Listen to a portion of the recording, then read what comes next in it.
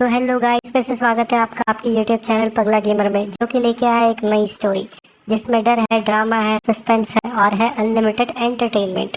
तो कहानी को पूरा देखें जिसमें आपके लिए सस्पेंस है। पर छोटा क्रिएटर होने के कारण कोई वीडियो पूरा नहीं देखता और ना ही कोई सपोर्ट करता है, पर आप पे हमें भरोसा है, इसलिए वीडियोस बनती रहेंगी और आपको एंटरटेनमेंट मिलता रहेगा। बस आपसे रिक्वेस्ट है, चैनल को सब्सक्राइब करें, वीडियो को लाइक करें, कमेंट करें, ताकि हम अच्छी वीडियोस आप तक जल्द से जल्द पहुंचाते रहें। तो चलिए स्टार्ट करते हैं।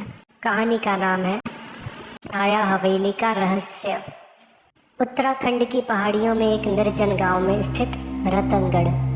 समय दिसंबर की हाड़ कपा देने वाली ठंड। रतनगढ़ गांव में एक हवेली थी, शैडो हवेली। कहा जाता था कि आधी रात के बाद किसी भी जीवित व्यक्ति को वहां रहने की अनुमति नहीं थी। दशकों से बंद यह हवेली डर का घर बन गई थी। कोई भी उसके पास से गुजरने की हिम्मत नहीं करता था। लोगों का मानना था कि वहाँ एक महिला की आत्मा रहती है जो हर अमावस्या की रात को किसी को बुलाने आती है। विक्रम को डरावनी जगहों की कहानियाँ कवर करने में मजा आता था।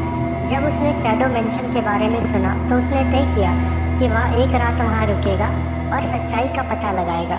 विक्रम ने कहा, मैं किसी भूत से नहीं डरता। आरव ने घबराते हुए कहा, लेकिन मैंने सुना है कि जो लोग गए हैं वे कभी वापस नहीं आए हैं। बस कहानियाँ हैं, विक्रम हंसा। रात 11:15 बजे दोनों हवेली में पहुंचे। पुराना टूटा हुआ गेट, दीवारों पर खून के निशान, अंदर घना अंधेरा और अजीब सी बदबू। जैसे ही उन्होंने दरवाजा खोला, ठंडी हवा का झोंका आया और आरव का कैमरा अपने आप चालू हो गया। विक्रम बोला, देखा, कैमरा भी डर गया है। आरव की हंसी निकल गई। वे अंदर दाखिल हुए। मकड़ी के जाले, टूटी खिड़कियां और एक लंबा अंधेरा गलियारा। रात के 12 बजे उनकी घड़ियां एक साथ टिक टिक कर रही थी। टिक टिक। आधी रात को हवेली के दीवारों से एक औरत की हंसी गूंजी। क्या तुम मेरे पास आई हो? आरव कांपने लगा। वह क्या था? विक्रम ने तुरंत कैमरे को आवाज स्रोत की ओर घुमाया, सीढ़ियां की ओर। वहाँ एक छाया खड़ी थी, सफेद साड़ी पहने एक महिला।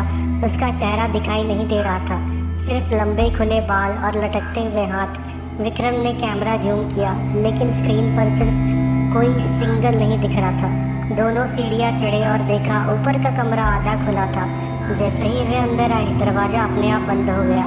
दीवार पर खून से लिखा था, जो देखता है वो मर जाता है। अचानक एक कोना अपने आप जलने लगा। आग नहीं थी, फिर भी लपटें दिखी और उनमें एक चेहरा निकला, जला हुआ, आंखें बाहर निकली हुई, होंठ बुरी तरह फटे हुए।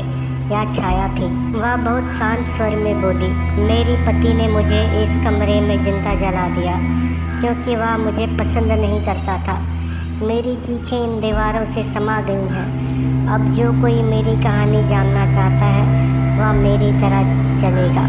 अचानक दरवाज़ा खुला, बर्फीली हवा चली और दोनों अंधेरे में डूब गए। जब विक्रम ने आंखें खोली तो वह अस्पताल में था, लेकिन आरव उसके पास नहीं था। आरव कहाँ है? उसने पूछा।